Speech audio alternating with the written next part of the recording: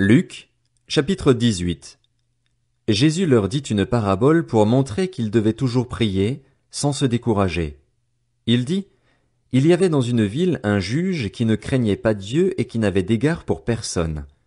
Il y avait aussi dans cette ville une veuve qui venait lui dire, rends-moi justice contre ma partie adverse. Pendant longtemps il refusa. Mais ensuite il se dit, même si je ne crains pas Dieu et n'ai d'égard pour personne, puisque cette veuve me fatigue, je vais lui rendre justice afin qu'elle ne vienne pas sans cesse me déranger. Le Seigneur ajouta, écoutez ce que dit le juge injuste. Et Dieu ne fera-t-il pas justice à ceux qu'il a choisis et qui crient à lui jour et nuit? Les fera-t-il attendre? Je vous le dis, il leur fera rapidement justice. Mais, quand le Fils de l'homme viendra, trouvera-t-il la foi sur la terre? Il dit encore cette parabole, à l'intention de certaines personnes qui étaient convaincues d'être justes et qui méprisaient les autres. Deux hommes montèrent au temple pour prier. L'un était un pharisien, l'autre un collecteur d'impôts. Le pharisien, debout, faisait cette prière en lui-même. Ô Dieu, je te remercie de ce que je ne suis pas comme les autres hommes, qui sont voleurs, injustes, adultères, ou même comme ce collecteur d'impôts. Je jeûne 2 fois par semaine et je donne la dîme de tous mes revenus. Le collecteur d'impôts, lui, se tenait à distance et n'osait même pas lever les yeux au ciel, mais il se frappait la poitrine en disant, Ô Dieu, aie pitié de moi, qui suis un pécheur.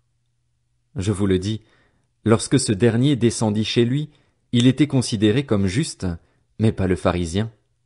En effet, toute personne qui s'élève sera abaissée, et celle qui s'abaisse sera élevée. Des gens lui amenaient même de tout petits enfants afin qu'il les touche, mais les disciples, en voyant cela, leur firent des reproches.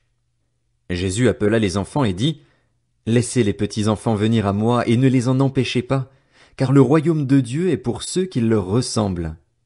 Je vous le dis en vérité, celui qui n'accueille pas le royaume de Dieu comme un petit enfant n'y entrera pas. Un chef interrogea Jésus et dit, Bon maître, que dois-je faire pour hériter de la vie éternelle? Jésus lui répondit, Pourquoi m'appelles-tu bon? Personne n'est bon, si ce n'est Dieu seul. Tu connais les commandements. Tu ne commettras pas d'adultère.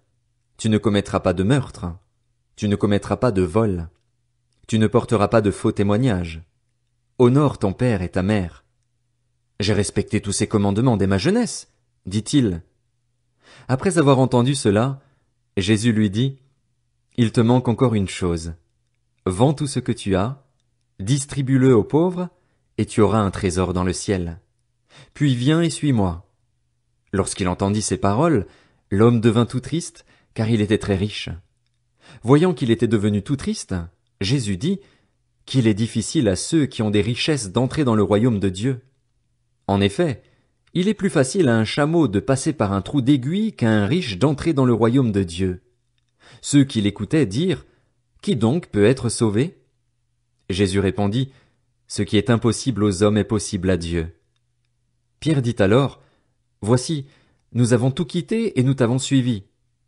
Jésus leur dit, Je vous le dis en vérité, personne n'aura quitté à cause du royaume de Dieu sa maison ou sa femme, ses frères, ses parents ou ses enfants sans recevoir beaucoup plus dans le temps présent et, dans le monde à venir, la vie éternelle. Jésus prit les 12 avec lui et leur dit, Nous montons à Jérusalem et tout ce qui a été écrit par les prophètes au sujet du Fils de l'homme va s'accomplir. En effet, il sera livré aux non-juifs, on se moquera de lui, on l'insultera, on crachera sur lui et, après l'avoir fouetté, on le fera mourir. Le 3e jour il ressuscitera. Mais les disciples ne comprirent rien à cela. C'était pour eux un langage obscur, des paroles dont ils ne saisissaient pas le sens. Comme Jésus était près de Jéricho, un aveugle était assis au bord du chemin et mendiait. Il entendit la foule passer et demanda ce qui se passait. On lui dit, C'est Jésus de Nazareth qui passe. Alors il cria, Jésus, fils de David, aie pitié de moi. Ceux qui marchaient devant le reprenaient pour le faire taire, mais il criait beaucoup plus fort, Fils de David, aie pitié de moi. Jésus s'arrêta et ordonna qu'on le lui amène.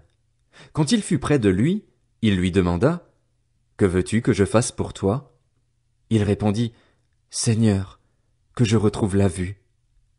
Jésus lui dit, retrouve la vue, ta foi t'a sauvé. Il retrouva immédiatement la vue et suivit Jésus en célébrant la gloire de Dieu. Voyant cela, tout le peuple se mit à adresser des louanges à Dieu.